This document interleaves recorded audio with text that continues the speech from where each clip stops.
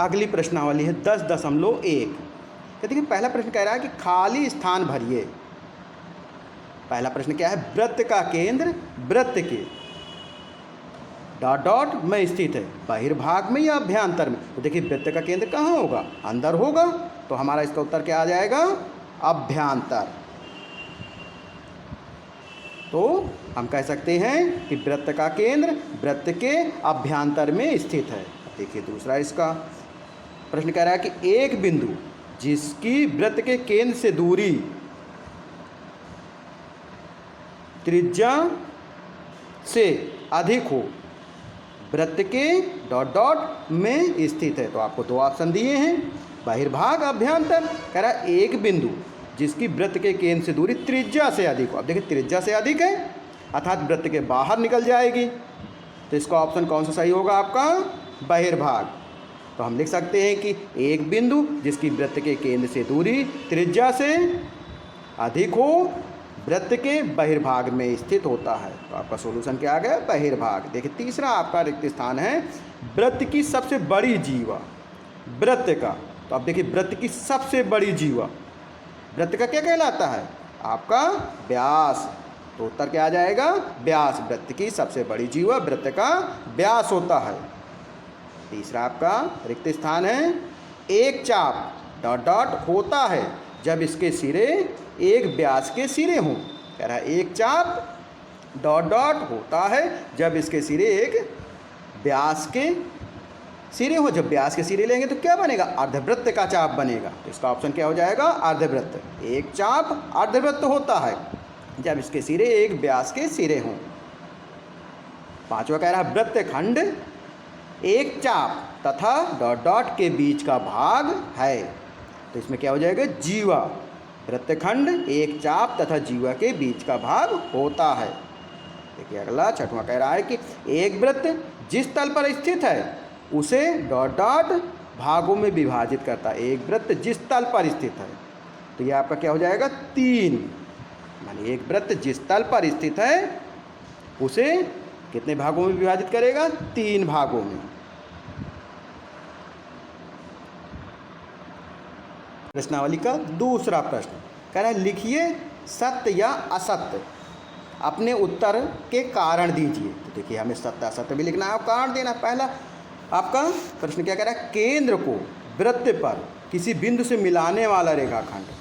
केंद्र को वृत्त पर किसी बिंदु से मिलाने वाला रेखाखंड वृत्त की त्रिज्या होती है। तो ये आपका सत्य होगा, क्योंकि वृत्त के केंद्र तथा परिधि पर स्थित किसी बिंदु के बीच की दूरी को हम क्या कहते हैं? त्रिज्या कहते हैं।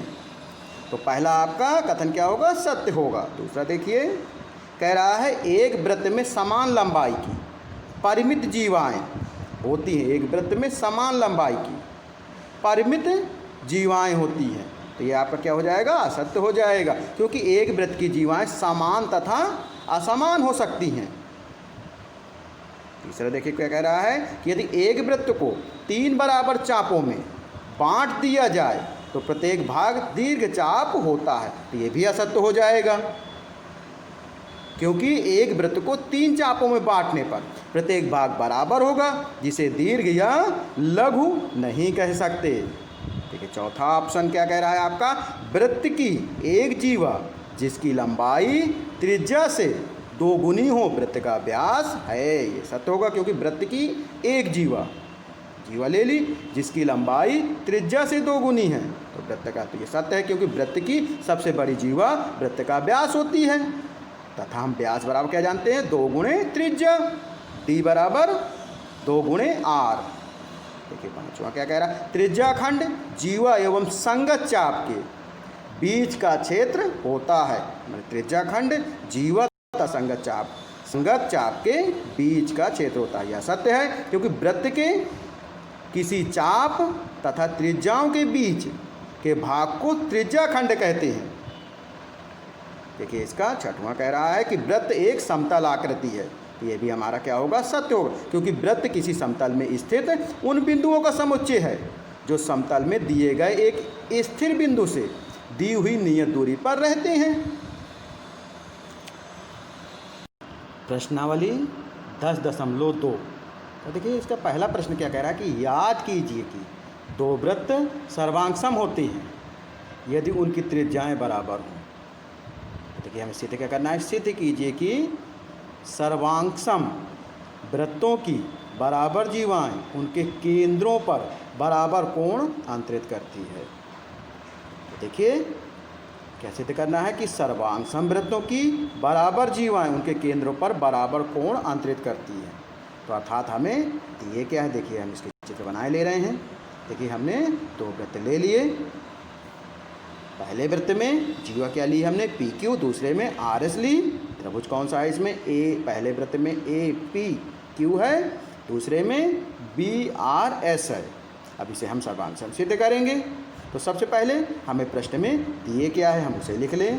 दिया है, क्या दिए है कि दो सर्वांगसम वृत्त जिनके केंद्र ए और बी हैं तथा जीवा पी क्यू बराबर जीवा आर एस है, ये हमें प्रश्न में दिए हैं। सिद्ध क्या करना है कि देखिए सिद्ध कीजिए कि सर्वांगसम वृत्तों की बराबर जीवाएं उनके केंद्रों पर बराबर कोण अंतरित करती है। तो देखिए इसके केंद्र पर अर्थात कोण ए कोण बी के बराबर है। अर्थात हमें सिद्ध करना है कोण ए माने कोण ए कोण बी के बराबर है, या इसका पूरा नाम लिखें कोण पी ए क्यू बराबर है कोण आर बी एस। तो देखिए हम इसकी उपपत्ति कर रहे हैं। तो देखिए हमने चूँकि हमें सर्वांगसम सिद्ध करना है तो हम ले लेंगे त्रिभुज ए पी क्यू और त्रिभुज बी आर एस में। देखिए इन त्रिभुज में आपका ए पी बी आर के बराबर है। क्यों बराबर है, क्योंकि ये त्रिज्या है वृत्त की। और ए क्यू बी एस के बराबर, ये भी आपकी त्रिज्या है। और आपको पी क्यू आर एस के बराबर दिए हैं प्रश्न में। तो देखिए हम ले रहे हैं पहला ए पी बराबर पी आर। क्यों बराबर है, क्योंकि ये वृत्त की त्रिज्याएँ हैं। देखिए दूसरा ले रहे हैं ए क्यू बराबर है बी एस के। ए क्यू किसके है, बी एस के बराबर, ये भी आपकी क्या है, वृत्त की त्रिज्या है। इसके बाद पी क्यू बराबर आर एस, ये हमें दिया है कि इनकी जीवाएं बराबर हैं। तो हम कह सकते हैं भुजा भुजा भुजा सर्वांग समता से, ये साइड साइड साइड सर्वांगतम से, ये त्रिभुज क्या हो जाएगा, सर्वांगसम हो जाएगा। था त्रिभुज ए पी क्यू सर्वांगसम है त्रिभुज बी आर एस के। तो देखिए जब त्रिभुज सर्वांगसम हो गया तो सभी कोण बराबर हो जाएंगे। अर्थात हम लिख सकते हैं कि कोण ए कोण बी के बराबर है। तो कोण ए का पूरा नाम क्या है, कोण ए पी क्यू बराबर है कोण आर बी एस के। तो हम लिख देंगे कि कोण पी ए क्यू बराबर है कोण आर बी एस के। ये हमारा प्रूव्ड हो गया, हेंस प्रूव्ड।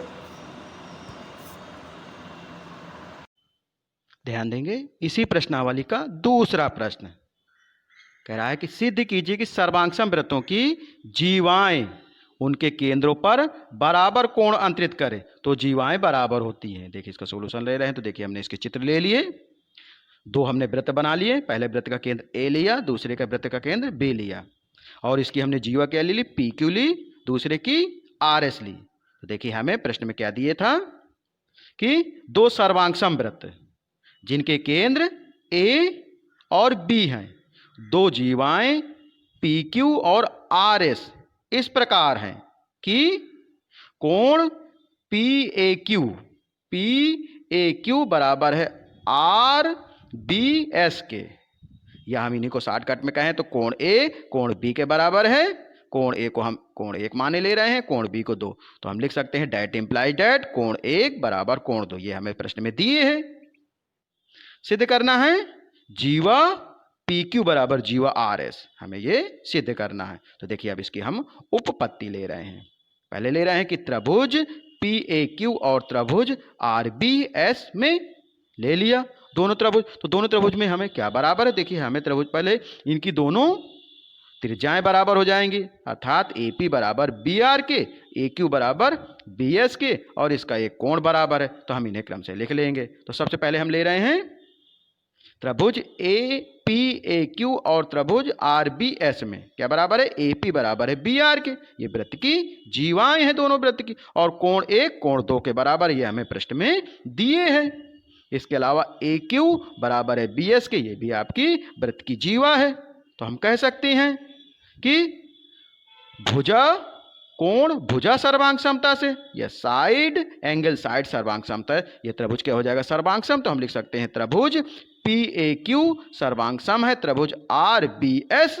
जब ये त्रिभुज सर्वांग सम हो गया तो इसके सभी कोण सभी भुजाएं बराबर हो जाएंगी। तो हम लिख सकते हैं कि जीवा पी क्यू बराबर है जीवा आर एस के।